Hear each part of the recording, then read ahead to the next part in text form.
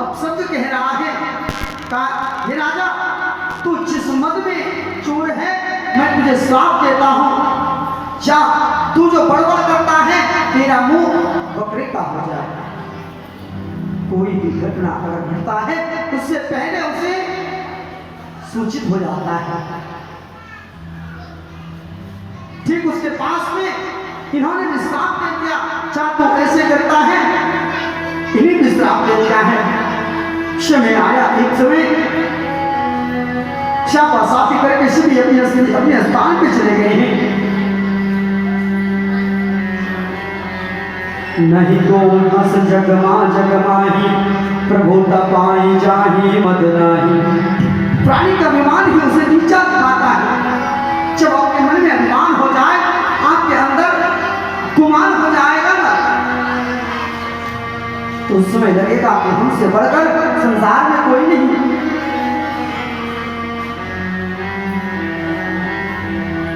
उस महाराज एक बार राजा तक्ष ने एक यज्ञ को ठाना है।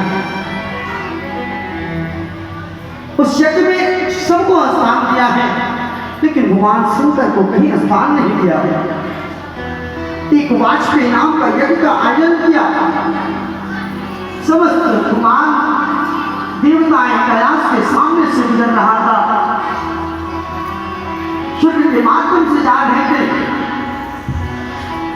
पिता भवन उत्सव परम जो प्रभु आयस होय, तो मैं चाहूं कृपायतन सागर देखन सोई।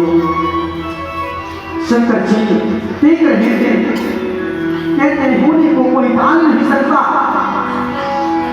दक्ष सकल निज सुता बुलाए, अमर पैर तुम हो बिसराई। जो बिनु बोले जाहु भवानी, रहो सिर सने हुनकानी। सब सारे देवता आपस में विचार करते हैं। कभी कभी हम लोगों का भी यह स्वभाव होता है, कभी कभी ऐसा हमारे पड़ोस में देखने को मिलता है कि जब किसी बड़े पड़ोस में कोई कार्य होता है तो हम सोचते हैं इनको निमंत्रण दिया है, इसको नहीं दिया है, तो उसमें हम तो क्या करते हैं, इनको दिखा के जाते हैं ताकि इनको बुरा लगे, इतना के जाते हैं ताकि इनको और इनका ईर्ष्या बढ़े। उसमें महाराज आज से ऐसा ही हो रहा है। देखिए महाराज, ये कटुनीति देवताओं से ही चलते आ रहा है। सारे देवताओं ने सोचा ऐसा करते हैं कि आज का फ्लाइट इधर से नहीं कैलाश होते ही मोड़ लेते हैं। महाराज जितना देवतागण थे सब आज कैलाश के ऊपर से ही जा रहे हैं। बताइए महाराज, अब जिनकी बेटी को आमंत्रित नहीं किया, जिनका जमाई को आमंत्रित नहीं किया और उनके घर के सामने से सब कोई जाए तो उनको कैसा लगेगा। महाराज आवत ही हर से नहीं, नैनन नहीं सने, तुलसी जहाँ न जाए चाहे दर्शन बरसे।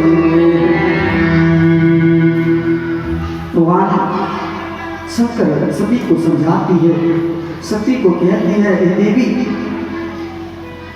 सती ने कहा एक बात कहूं, अरे निमंत्रण नहीं दिया तो क्या पिता का घर है ना, क्योंकि एक बेटी ही ऐसा है, लाख दुख पड़ जाए कष्ट पड़ जाए ये सत्य है। अगर आपके पास में बेटी है तो बेटा नहीं आ सकता, लेकिन बेटी जरूर आएगी। और आज इनके मन में जो साक्षात जगत जननी है, इनके मन में विचार आ रहा है क्या हुआ अगर निमंत्रण नहीं मिला, हो सकता है भूल गया हो, लेकिन हमें जाना चाहिए। लेकिन कहते हैं ना, जहाँ पे आमंत्रित नहीं करें वहाँ जाना अपराध होता है। ना जाने चूंकि अगर आपको कोई ऐसा ताना सहना पड़े जिसके कारण कोई मृत्यु हो जाए, और भगवान शंकर जानते थे अगर देवी जाएगी सती जाएगी तो सती फिर वापस नहीं आ पाएगी।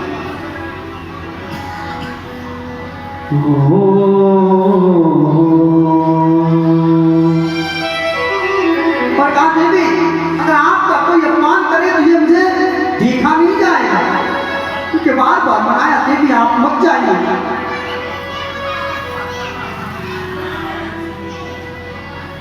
बिना विचारे जो करे सो पाछे पछताए, काम बिगाड़े आँख लो जग में होत हंसाए, जग में होत हंसाए, चित में चैन न पावे, खान पान सम्मान राग रंग मन ही न भावे, कहे गिरधर कबीराय दुख तो छुटत न टारे, खटकत है जिय माही पियो जो बिना विचारे।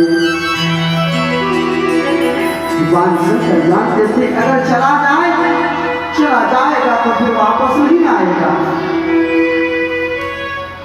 शिव से बार बार कहा सती मान जाओ आप नहीं चाहिए, लेकिन इन्होंने कहा चित्त नहीं माना और अपने पिता के उस जट्टू में चले जाते हैं, चल पड़े।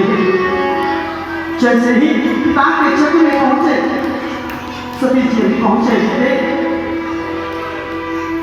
अक्सर याद रखिएगा और ये किसी का भी अनुभव है, अगर किसी कभी कभी ऐसा होता है ना कि बिना बुलाए जब आप पहुंचेंगे ना तो सबको छोड़ करके सबसे पहले आपके ऊपर निगाहें रहेंगी और आपको ऊपर कभी ये ताना, कभी इसके कान में, कभी वो इसके कान में, और यहाँ तक कि सती की जो बहन थी उसने भी नहीं टोका।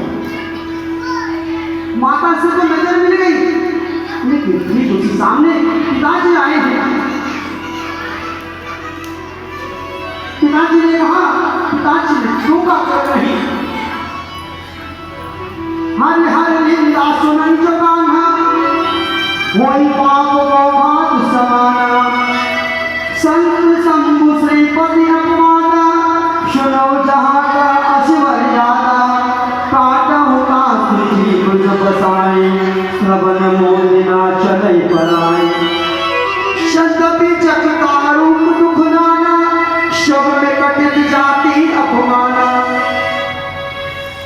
सब कुछ हो जाए, सब सहन हो जाए, लेकिन एक बात तय है, नहीं रहे किसी का अपमान अगर हो जाए ना तो वो मृत्यु के समान है।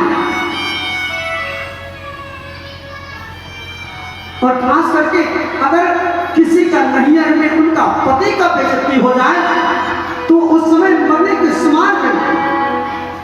ठीक आज सती के साथ भी यही होता हो रहा।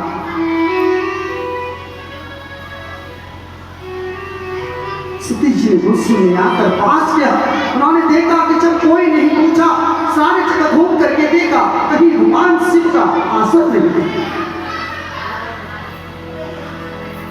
उस समय महाराज शिष्य मंडप में, शिष्य कुंड में अग्नि प्रज्वलित था।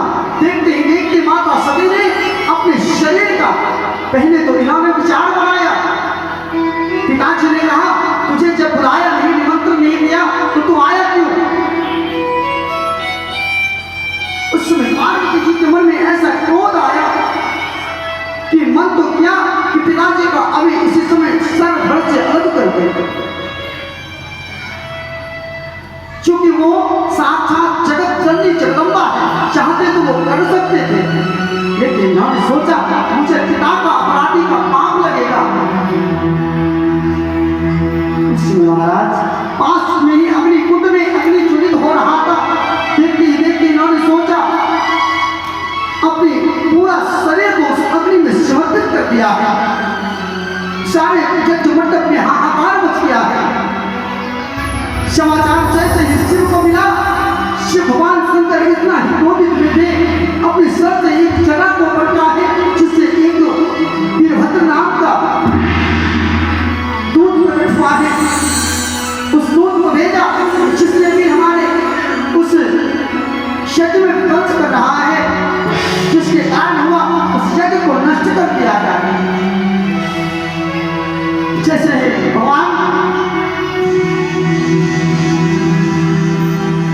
वहां पर जैसे वीरभद्र पहुंचे, सबसे पहले उन्होंने राजा दक्ष का सब धड़ से अलग कर दिया है। करके मारे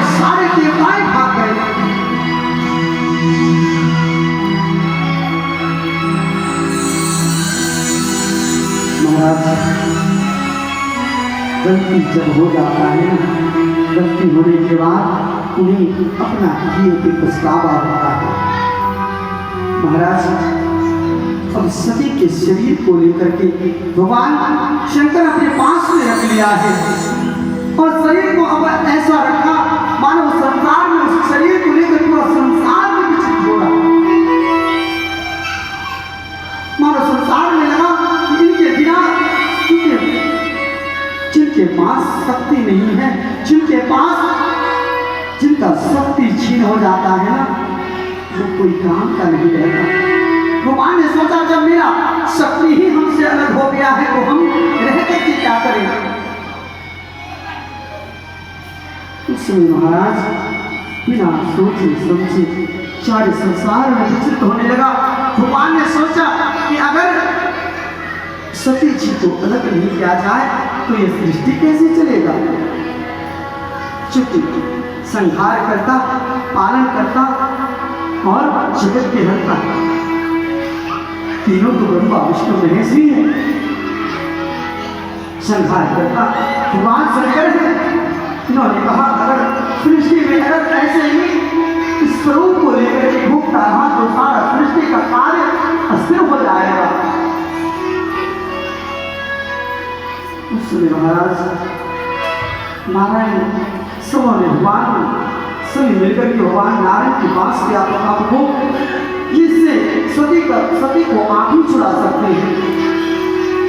भगवान नारायण ने अपने सुदर्शन को आदेश दिया, एक बात कहूँ सुदर्शन, तो जा और भगवान शंकर के पास जो सती का शरीर है उसे ऐसे विभाग में ऐसे ऐसे उसका टुकड़ा करना, उनको आभास लगना हो। सुदर्शन ने एक करके 52 अंग उनका अलग किया है, जिसके कारण 52 शक्तिपीठ का वर्णित किया गया था। समय आने पर कहा, हे प्रभु, किसी का यज्ञ अगर अधूरा रह जाए तो क्या ये आपको अच्छा लगेगा? अगर यज्ञ में विध्वंस हो जाए तो आपकी ही बदनामी होगी, आपका ही यज्ञ हसाय होगा, आपका यज्ञ में अपमान होगा। महाराज सारे देवताओं ने मिलकर उनका प्रार्थना किया है। अतुलित बल अतुलित प्रभुताई, मैं मति मंद जान नहीं पाई। यज्ञ विध्वंस जाई तिन कीन्हा, सकल सोर विधिवत बल दीना। सबों ने विचार किया, भगवान ने कहा बात कहूं, इस चराचर जगत में चूंकि मिला जब तक सृष्टि नहीं चलेगा, जब तक कि भगवान शंकर अपने इस शरीर को छोड़ करके बाहर नहीं आएगा, जब तक कि यज्ञ पूरा नहीं होगा, संसार में प्राणी अपमानित हो जाएगा। उसमें महाराज सोचे बिना सोचे समझे इन्होंने क्या किया, सबों ने मिलकर प्रार्थना किया भगवान भोलेनाथ से। उसमें महाराज पासी के उत्तर दिशा में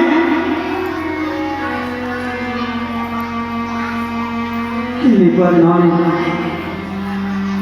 एक बकरी का सिर को काट करके लाया है और राजा दक्ष के सिर से लगाया है। और उस समय यज्ञ मंडप के पास राजा दक्ष मेले करता हुआ खड़ा हो जाता है और भगवान शंकर के चरणों में गिर पड़ा। कहा प्रभु, मुझे पहचानने में देरी हो गया, मेरे पापों को क्षमा कर। राजा दक्ष जी को कहा, अभी अब आपका अपमान और अभिमान समाप्त हो चुका है। उस समय महाराज पुनः यज्ञ आरंभ हुआ। यज्ञ के पश्चात विचार किया, एक दिन अब तो भगवान शंकर अकेले रहने लगा है, नित्य भगवान के निद्रा में रहता, मतलब हर हमेशा भगवान श्री हरि का चेतना में रहता। सोचा सृष्टि का विस्तार कैसे चलेगा। नारद जी को हिमालय के पास भेजा, क्योंकि हिमालय के घर में, हिमालय पर्वत के घर में जो ये जिस समय सती थे, इस बार पार्वती के रूप में जन्म लिया। ऊंचे पर्वत में हाथ जन्म लेने के पश्चात इनका नाम उमा पड़ा।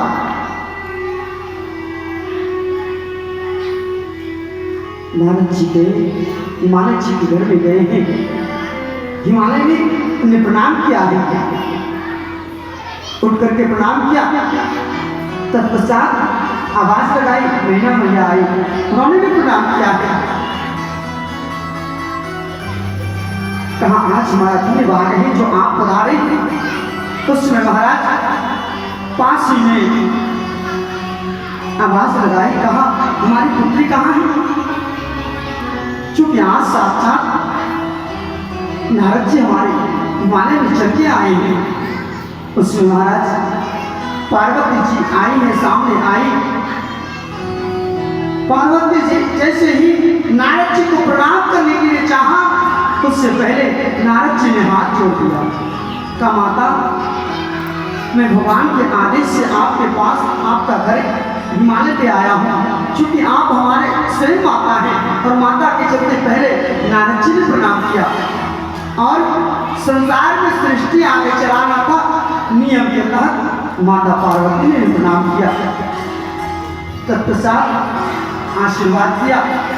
समय आने पर भगवान नारद जी ने हिमालय जी को बताया कि इनके अंदर कुछ दोष भी हैं, सुख भी है, इनके अंदर दुख भी है।